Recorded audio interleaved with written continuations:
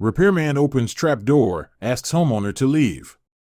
In the days following Simon's purchase of his getaway cabin, he began to feel uneasy. His imagination began to run wild as soon as he was able to discover the trapdoor. The only sign of life was his own ragged breath, which was the only sound in the silence. There was just something about it he couldn't open. No, not yet.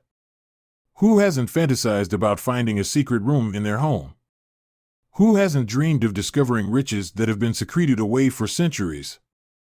However, most of us, after searching every nook and cranny, will never find anything. However, Simon did.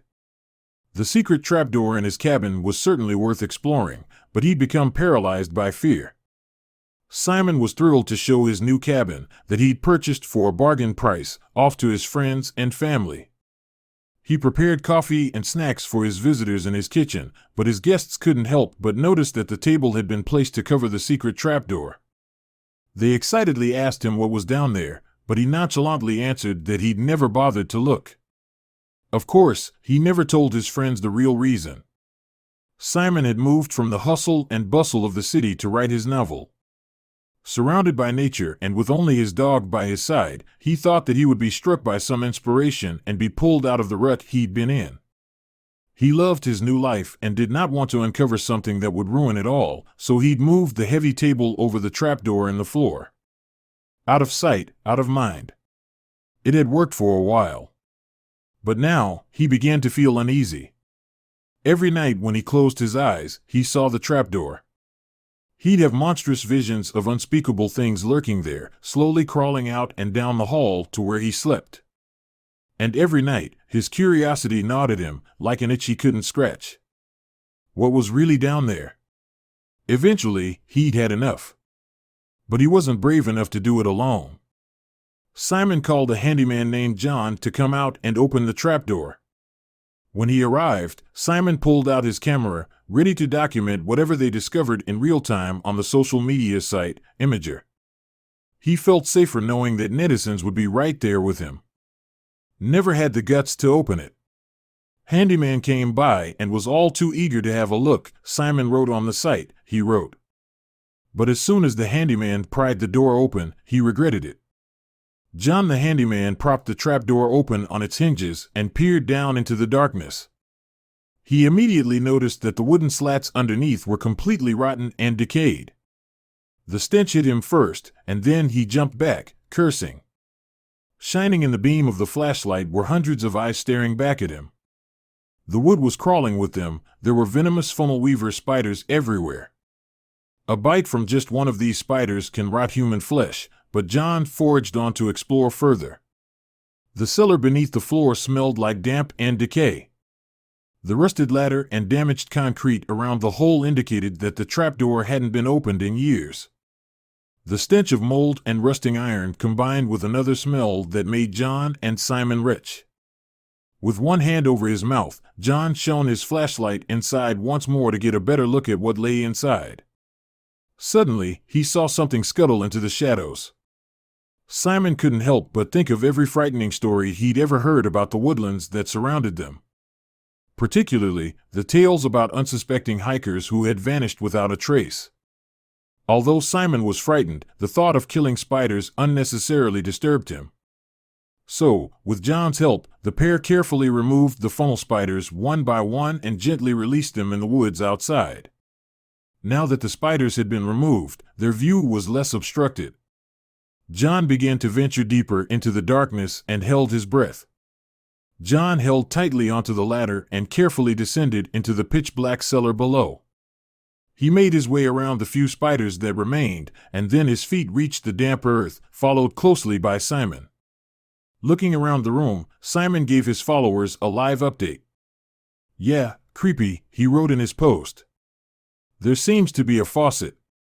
And ventilation. A bomb shelter maybe? Or a cistern." But, just moments later, the pair saw something so grotesque that they froze in their tracks. Simon described what he encountered as unidentified gnarliness. In the corner of the room, John's flashlight revealed the cause of the stench, a concrete trough filled with what looked like a gelatinous mass. The trough was big enough to hold a man, Simon noted with fright. The unidentified substance looked as though it had been there for years. But what was it? And what was it hiding? John tried to figure out exactly what the substance that was emitting the foul odor was, but all he knew was that it was organic, not chemical, and possibly alive.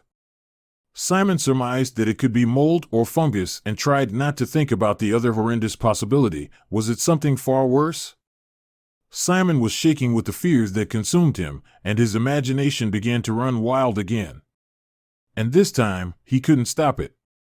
Was the mass actually human remains?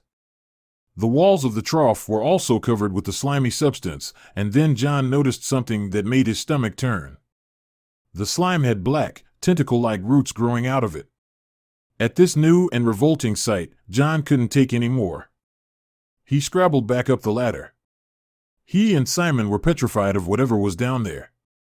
The men took a few moments to regain their composure, gulping mouthfuls of fresh air like drowning fish. But they had to know what they'd seen. Trembling, they descended once more and were swallowed by darkness. Simon's dream of owning a cabin in the woods became a nightmare. He loved the peace and solitude of being surrounded by trees and nature, but this was the opposite of peace. He remembered that when he saw the perfect cabin for sale, he jumped at the chance to buy it. For the first time, he had regrets.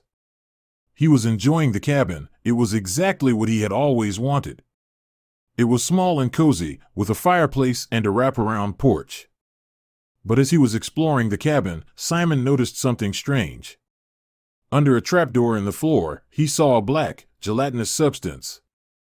Simon had no idea what the substance was, but he knew he needed help. He called a handyman named John, who was known for his skills in fixing anything. John arrived at the cabin, and together, they lifted the trapdoor and peered into the darkness below.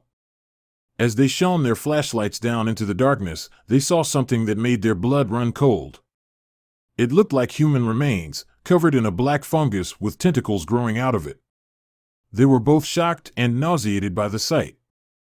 Despite their initial disgust, Simon and John knew they needed to figure out what to do with the fungus. They went back down into the darkness, trying to think of a solution. But as they descended, the smell of the fungus became overpowering. They both knew they had to get out of there before it was too late. As they hurried back up the stairs, Simon and John couldn't shake the feeling that they were being watched. They couldn't see anything, but they could feel the presence of the fungus all around them. They were terrified and desperate to escape. Finally, they made it back up to the cabin and stumbled out into the fresh air. They were both covered in sweat and gasping for breath. They were in a state of despair and disbelief. What should they do next? They knew they couldn't leave the fungus down there, but they had no idea how to deal with it. Even their dog was barking and knew that something was wrong. They sat on the porch for hours, trying to come up with a plan. They knew they had to do something, but they were both terrified of what might happen if they went back down into the darkness. In the end, they decided that they needed help, but who could they trust? Simon and John couldn't help but feel they were dealing with something completely foreign and unknown. They were terrified but knew they had to face the fungus head-on. They needed severe assistance but needed help deciding which company to call. This was a life-or-death situation. They went back down to the basement to try and figure out a plan. As they stood there, the smell of the substance became more and more overpowering. It was a sickly sweet smell, and it made Simon feel nauseous. "We need to call a professional to deal with this," John said. "I have no idea how to handle something like this." Simon nodded, relieved that John had a plan. He called a local company specializing in hazardous materials and waited anxiously for them to arrive. They thought about what the workers would think upon seeing the alien mass. They did not want to get implicated in anything illegal. When the professionals arrived, they suited up in protective gear and carefully removed the substance from the basement. Even they were surprised at what they found. It was a slow and tedious process, but eventually they could get it out of the cabin. The smell lingered. It would take much bleach to get the stench out. As they left, Simon and John were both relieved and grateful. Dealing with a foreign body like that had been a stressful and frightening experience, and they were glad it was finally over. The whole ordeal had taken its toll on the two. Now they had a real horror story to tell around the campfire. Life is full of ups and downs. This was horrifying, but Simon handled it with patience and courage. Now, Simon can enjoy his cabin in the woods without any more strange and unsettling discoveries. He can relax and unwind, knowing his home is safe and free from unnatural substances. What happened to him was something you would see in a sci-fi movie. He was utterly shocked by this and would never have known how to deal with this. He had to keep his wits about him to control his internal fear. At least, in the end, they could safely remove it and rid the cabin of its presence forever. Disclaimer: to protect the privacy of those depicted, some names, locations, and identifying characteristics have been changed and are products of the author's imagination. Any resemblances to actual events, places, or persons, living or dead, are entirely coincidental.